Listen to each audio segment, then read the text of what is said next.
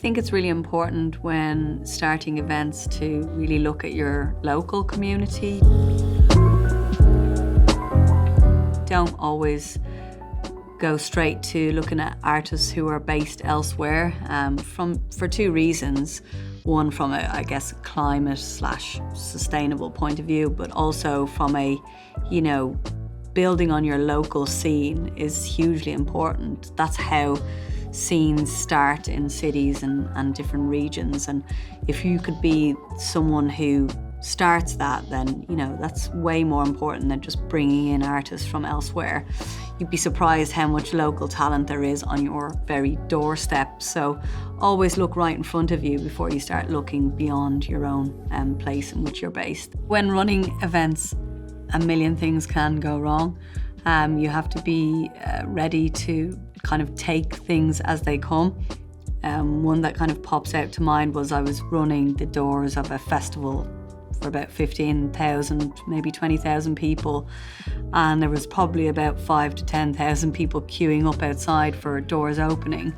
And just before the doors were due to open, the scanning system went down, which meant, we weren't able to scan people to get in, to scan their tickets. It was a completely sold out event. So that was literally the worst possible thing that could happen in that moment.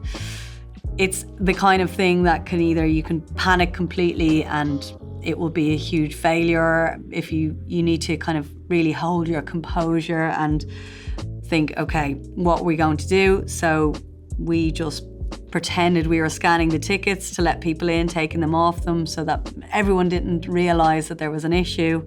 We just needed to get those 10,000 people in the door, and then eventually the scanning system came back up.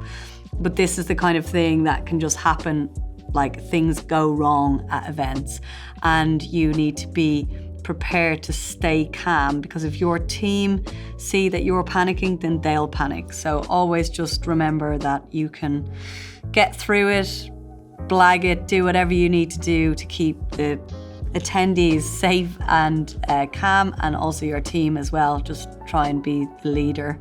Sometimes there's a misconception about how well promoters are doing, especially even if the event is sold out.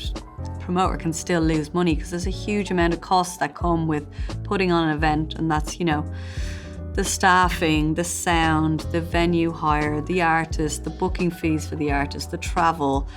A lot of the time, if you're taking home any money, it could be just what you've put into it. If you cover your costs, especially when you're starting off, consider that as a success.